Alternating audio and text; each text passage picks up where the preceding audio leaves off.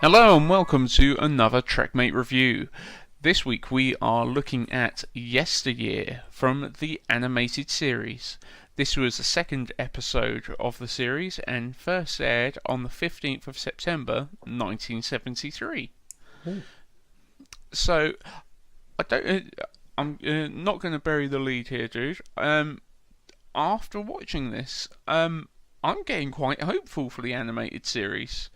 Definitely, I definitely agree with that. One thing I did actually notice at the beginning of this episode is it's written by DC Fontana, who was one of I the writers for the original series, which I I thought did notice that as well. that makes sense. But it's as good as it's been in the two episodes I've watched.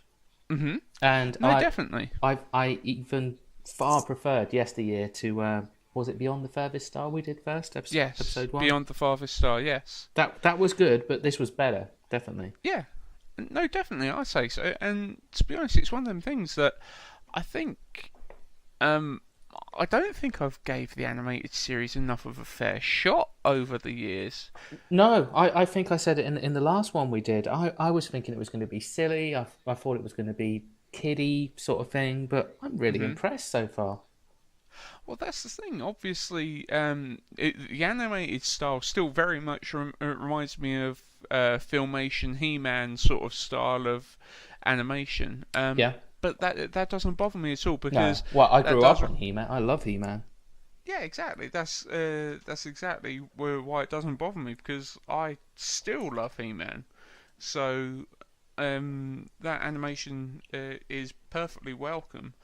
Um, and to be honest, the actual storytelling and the content is really fantastic. I think it's really Um, well done, the writing on this one. They've done well to fit stories like this into 25 minute space. I mean, yeah, it's more like 20 minutes with the credits and stuff in there as well. yeah, because the credits are quite lengthy. Yeah, with their Um, still their 70s game show version of Star of- Trek music, yeah. which I still really enjoyed listening to again. Well, that's the thing. I don't know because I did try watching the animated series a couple of times and it just never really clicks with me at that point in time. And I'm not sure if it's just It my. maybe because you got your reviewer hat on, sort of thing. I'm not You know, sure. you've Maybe. got to watch it. You can't go and make a cup of tea this time round. You've got to go and watch the whole thing Well, properly. yeah, and I'm not sure. I'm not even sure if that's it. I'm not sure if it's like your tastes change. It's because like when I first watched the original series, when I was about 15, 16, I really didn't like the original series. No, I didn't. But I've not hid that in the past. I've still to this day I've found it quite difficult. It's only in the last year or so that I've been a co-host of the show that it's really grown on me. But I finally, started to give a toss. yeah, started to give a toss, look past all the faults and stuff, and Yeah. Well, that's the thing. I never really appreciated the original series probably until about like 10 years ago or so. mhm. But now I feel quite happy to be giving the animated series a decent shot because it's unseen Trek. It's brand new. Yeah, and I do It, love that. It makes me sad to know that eventually, well, not now because we've got Discovery coming, but it does make me sad in general to think, oh, I've almost watched everything. Like, I've still got 3 episodes of the original series that I've not watched, which I've heard they're all crap. The last 3 yeah, episodes of season 3, but I kind of almost don't want to watch them. just because that's the nail in the It's coffin done for then. it. Yeah, I've watched every single bit there is, and it's sad in a way. hmm Let's crack on with yesteryear. So, did you want to walk us through? I can try. I've got Orbit of the Time Vortex. That's the Kirk and Spock and I think a red shirt jump out of some sort of time warp thing, similar Almost like to Guardian of Forever that's sort the of one. styly. Yeah, very very similar to that. And we've got Bones, and I've got Freaky Big Bird. Yeah, no, waiting well, for them, which is yeah, literally that. It's a sort of mutated version of Big Bird from Sesame Street. it is, and he's got a tricorder. Yeah. Now, Oh, that's if it. Sorry, Kirk pops out first with the red shirt. Just the two of them, and then Spock jumps out straight after them, and immediately Bones says something along the lines of, "Who's that?" yeah, exactly. So they don't recognise Spock. So obviously they know after coming through this time vortex that something has changed Yeah, because none of the crew, including the Enterprise crew, recognise him. And when they look back on the records, they find that Spock actually died as a child. that's right. Yeah. Yeah, no one recognizes. Scotty doesn't recognize him on board. The only person who does is Kirk, of course, and the red shirt who never speaks a word. I don't think. But we find out that instead of Spock, Kirk's had an Andorian, who I'm not sure if he's even named, who's been the first officer for the last 5 years. As you say, Spock died as a child, and his mum and dad separated straight after his death as well. We find out in this Yeah. in this brand new timeline, I guess you'd call it, what's just been created. Yep. And just to make a note, the Andorian first officer, his name was Thalen. Phelan. Oh, okay. Thalen. But yeah, so after finding that out, obviously they want to correct the timeline. But once again, you get into this whole scenario of what is considered like, do we believe that by going back into the time vortex and then fixing things, it corrects the timeline? Is there one timeline, or is there multiple I know we discussed parallel this too much, and universes? every time it gives me a headache having these timeline conversations. Because that's the thing. Obviously, being like Thalen, He in says one something, sense, doesn't he? He's like, "Oh, I'm not really happy about this, but I guess I sort of understand." But like you say, what does happen to him? Does he yeah. continue living in his little thing, or does he just cease to exist in that space and time as that role? Yeah, because it's just one of those unknowns. Because if you go by like the mirror universe sort of style of it, and as well as the JJ verse, then it means that those timelines run concurrently alongside each other. Yeah, Which then begs me to ask, because when Spock goes back to the not Guardian of Forever to jump back through to go back, because Spock remembers. that's it. He tries to work it out, doesn't he? And he pretty much does very quickly. Yeah, he remembers that when he was going through this trial, what was it, Tasmin? I think so. You're probably right. I don't Yeah. think I wrote it down, but something like that. Yeah. He was saved by his cousin. That's right. Sulak. Salek. Salak, something like that. Yeah. Something like that. And he looked a lot like me. And he looked a lot like me. So obviously, he then puts two and two together that he has to go back and save himself. Yeah. So, which it makes me think that obviously there is concurrent timelines running. One where Spock would always die, and then one where he was and where he would always die, and then this version of himself would have to go back to save him. Because if he time. I hate it. I love it and I hate it at the same time. But what gets me is Spock goes back through the portal, but the Red Shirt and Kirk both stay there in the alternate timeline. Yeah, so because that's the thing. If if things went as they should and Spock went and fixed stuff, I there now would be no Kirk in the I hadn't correct thought of that until you timeline. said it, but you're right. They should have said, "Okay, we'll come back with you. We'll just chill We'll out in just the go and desert. hide in a corner. We'll go have some peyote in the desert while you go and do your little mission Yeah, you go save yourself. We're gonna like go when you're like ready." we're gonna go and have a bit of a powwow over there. Yeah. Yeah, but yeah, so because what got me is when Spock eventually, like spoiler alert, fixes things, Yeah. and at the end of the episode, and he jumps through, and Kirk is there. Kirk remembers everything, and it's just Yeah. like, well, Like but everyone else now knows him, but Kirk is still the same Kirk. yeah, As you said, it doesn't make sense. no, no, that doesn't Also, make sense. also the time. I don't know if you picked up on this, but it was only 30 years as well. Mm. Like the Vulcan lifespan is supposed to be so much longer than human, so I don't see how in 30 years he evolved from that little sort of 8-year-old to what he is now. I would have thought Spock was supposed to be, I don't know, 70 or something at that point, not 38.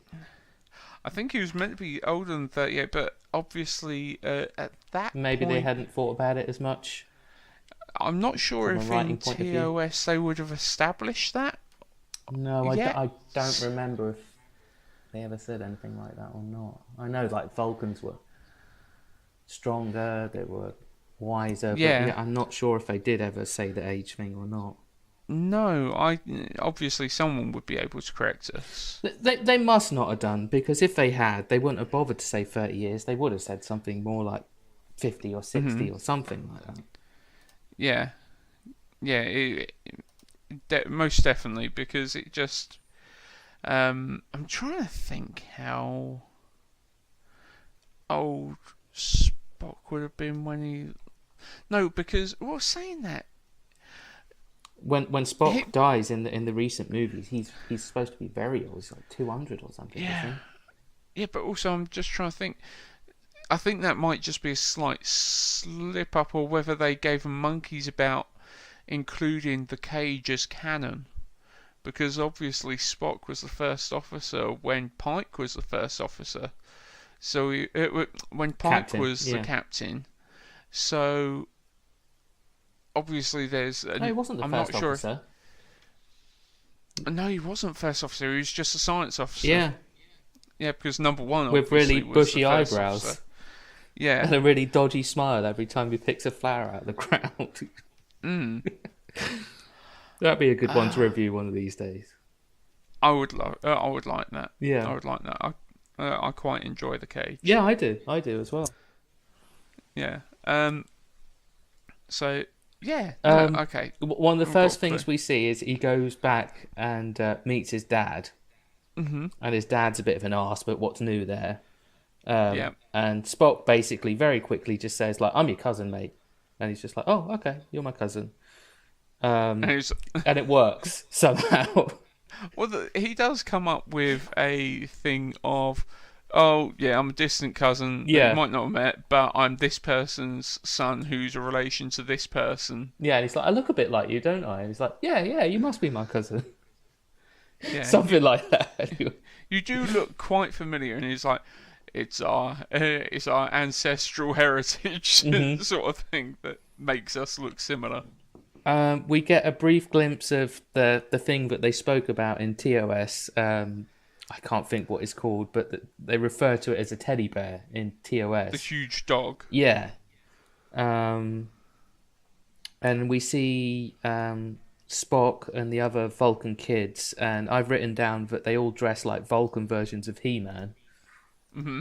With their weird little outfits, which I've no idea why they're wearing that. I don't know why that makes sense. If anyone's ever watched He-Man, that's pretty much what they're wearing, but in blue. Yeah. For some reason. But it might have got the same animators on the show. You never know. This is way before He-Man. Yeah. Way before. So The animators might assumed, just have really liked people wearing like crossing X belts over their chests for some reason. I just assumed maybe it was their gym kit. Yeah, could have been. Yeah. Just haven't bothered to get changed after school. Yeah, exactly. Yeah. We see, actually, it did sort of remind me a little bit of the new JJ movies with young Spock, where the other Vulcans are sort of teasing him a little bit. Mm-hmm. It was very similar to that, but maybe that was intentional Yeah. on JJ's part, but I didn't realise that at the time if it was. Well, that's the thing. Obviously, I'm not sure. I can't remember them ever touching on it in TOS. But yeah, being a half human, half Vulcan would have caused like social issues for him, of especially people who were stuck up and considered him like a lesser Vulcan. Do you know what's funny though is that I know they're kids, so they're still learning, but in their own way, all the Vulcans, as well as Spock, all the kid Vulcans, they're all showing emotion. There are a range of different emotions. Well, they don't actually. Yeah, but they don't actually 100% get rid of emotion until they go through that. My mind's going blank. They go through a certain ritual to rid themselves of their emotion. Okay, that's fair then. Yeah. Yeah. I mean that's just what they do, Vulcans, anyway, isn't it? Is they suppress emotions, like they always say they are there. Yeah. Okay. Well, one person I know who always listens every week. Okay. Mike Jarek. I know you're listening from the Gatecast. Oh, so, that's the guy that is always mentioned In the Wilderness. Yes. Jarak. Yes. Yes. So I know you're listening, and I know that you know the answer. So tell us what the ritual is that Vulcans go through to purge their emotions. So yeah, little bit of homework just to prove that you're listening. But yeah, no. So I know where you're going with that, and to be honest, I'm just trying to think. If next thing I've got is this trial thing. Like old Spock, present Spock, he thought it was on the day that he'd gone back to. And then once he gets there and speaks to his dad, he realizes actually it's in 2 days' time. So why did I come here 2 days early? And then he just has to think for a moment and then realizes, oh yeah, young Spock, me. I did it early. I went into the desert and did it early for just to prove it to himself and to his dad. Maybe, I don't know. Because he was so motivated. Yeah. So he takes his thing. I haven't got the species written down. Again, loads of people will know what that's called. But I've ended up writing. Doggy. I've written down on my page for good reason. Godzilla cat. Yeah. Because they actually, I swear, like the cat makes a noise and it sounds like it's from Godzilla, from the Godzilla movies, the original ones. It probably is. It's probably like the same sound clip just used. Yeah, it was like legal for them to use it back then.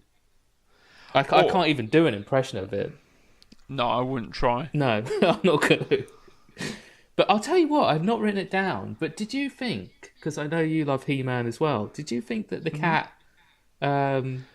looked like He-Man's cat? Does he look like Battle Cat? Yeah. He has this. He certainly has the same colours. Yeah. Going on. He's just got Vulcan ears with it. Yeah. I'm trying to think what his cat's called. Cringer. Oh, Spock's cat? No. He-Man's cat. Cringer. Is it? Cringer? Really? Yeah. Bloody hell, I've forgotten that, but I would have never guessed Cringer. That means something completely different 30 years later. Cringer. No, because he was called that because when he wasn't Battle Cat, he was an absolute wimp. Yeah. It might be just because he's hanging around with He-Man all day and he's just like, oh my god, put some clothes on, man. Yeah, well, I think very well could be that. Yeah. He's seen many things that most people shouldn't. Yeah. Just for the record, Adam, you do have the power. Yeah. I've got it down on the page. I don't know if this is right. Spock's cat is called, or not cat, whatever he is. Ichia? Yeah. Ichia? Aichia? Something. Yes, it is. It's Achaya. Richaya. I think, yeah, you're probably right with that. Yeah. I think I've got the correct spelling, but no idea of the Mhm. pronunciation. Yeah, no, because Spock runs off to do this task early, he gets himself into a bit of bother with with Battlecat, Yeah. Uh, and Achaya, who followed him, then jumps in to save him. Has a big has a big fight with Battlecat, yeah. and isn't doing very well until Spock Oh, that's it. mounts I've got him. it mixed up, haven't I? It's the thing that his cat was fighting against was Battle Cat, and what was making the Godzilla Yes, noises. Yeah, yes, and he's yeah. poisoned. Yeah, basically his Battle Cat's bite has got some poison in it. Yeah, Um, but Spock puts him out with a Vulcan nerve pinch. Yes, that's right, because the kids were taking the piss out of Spock, young Spock, for not being able to do the nerve pinch yet. that's right. So Spock knocks him out, and then a young Spock turns around and says to old Spock, "Do you think that I'll be able to do it someday?" Yeah, I have a feeling that you will. yeah. It's But, cheesy, but it's good. It is. Sometimes the most obvious writing is the best. No, definitely. But they talk Definitely. amongst themselves about what they should do, and Young Spock runs off to get a vet. yeah, someone he knows who thinks he's a bit cheeky and a bit naughty because he's done a prank recently or something, Yeah, and leave old Spock there, present day Spock there. yeah, to look after the cat. Yeah. And- he gets him, and they come in their little hovercraft thing, whatever it is. And yeah, they basically, I've not got any more notes now, but they said that best thing for him is to put him down, and then that was sort of part of his learning process. But if you care about your pet, Yeah, the vet left it to young Spock's decision. yeah. So As to what should basically happen. saying, like, if you want to keep him alive, then you're a selfish boy. Yeah, But if we put him down now, then you'll be putting him out of his misery, basically. So I think he cries or sheds a tear or something like that, and then gets over it very quickly and realizes, this is the time I've got to learn. And later on, he tells his dad, and his dad's just like, "Yeah, good Vulcan. yeah. Suppress Well those emotions. That's it. Don't you give in to the human side. Yeah, don't you dare cry about your dog, boy." Yeah. So Spock learns a lesson. Spock lives, and then old Spock goes home. Good old Sulak or Sulak, yeah, cousin Sulak, and never to be seen again. never to be seen again. And then he meets up with Captain Kirk, who shouldn't be there. Yeah. Yeah. So, and all is well. It's hard to describe in detail with TAS because it like without pretty much doing it word for word, but it is a really good episode. Yeah. And going back to what you said at the beginning, they go back to the Enterprise, and there's no what's his name anymore, Mr. Andorian. No, poor guy, whoever he was. No, I just assume he's probably got Spock surviving wouldn't have actually changed his fate. It just means that he's probably a first officer on another ship somewhere. Or he might have died when he was 8 now instead. Some big cat came and ate him in the middle of the night because of Spock. You never know. Yeah. I was visiting Vulcan on a camping trip. Yeah, then suddenly this pissed off battle cat. Yeah. Oh, there you go. So, yeah, I really enjoyed the episode. I think it's I did too, well man, worth yeah. a watch. Yeah, I highly recommend it. It was weird. Only days after watching this, I heard someone else recommend it on online somewhere, saying that that was a particularly memorable Hmm. TAS episode, and but yeah, I really enjoyed it. I just hope they keep it up. Yeah, no, definitely. And do you know what, dude? Mm. Um, the I, I can't remember if they actually mentioned what it was called, but looking at Memory Alpha now, that was the Guardian of Forever. Okay, but they just don't explain it in the episode. I didn't think that they mentioned it was the Guardian of Forever in the episode. No, no, I'm sure they didn't because I know when I was watching it, I was like, oh, that's that thing from TOS, and if they'd mentioned it, I would have put it in my notes because I couldn't remember the name at the time. Yeah, So I'm pretty sure they didn't. but to be honest, I still don't understand why they would have actually gone in the Guardian of Forever in the first place. Yeah, well, I guess maybe that's one time where the sort of kiddie thing does play into it a bit, where they know that adults are going to watch it, but Hmm. maybe they just thought, we're showing it at 9 o'clock in the morning or whatever time they showed it in 1973, and just thought we haven't got time to explain that. And Yeah, but also just for story's sake. mm, Just so that they, because how many times in anything, not only Star Trek, does something go on and you're like, well, you shouldn't have done that, but then that would have meant that 40 minutes of the show would have not even happened. exactly. Yeah. Yeah, so for story's sake, yeah, we'll go with it. But yeah, no, that was the Guardian of Forever. Okay. Cool. So, yeah, no, let us know what you think of this episode, guys. If you've got any, if you've actually watched the episode and you have enjoyed it or got any opinions on it, or even if like you hate it, whatever, let us know in the comments section below. Tweet us at TrekMate1701 or check out our Facebook page. Just search for TrekMate on Facebook. But if you remember to give us a like, favourite and subscribe, we really appreciate the support on the YouTube channel. So let us know what you think. Yeah. Yeah, so I've been Wayne Emery. I've been Jude Hawkins, and that was another TrekMate review.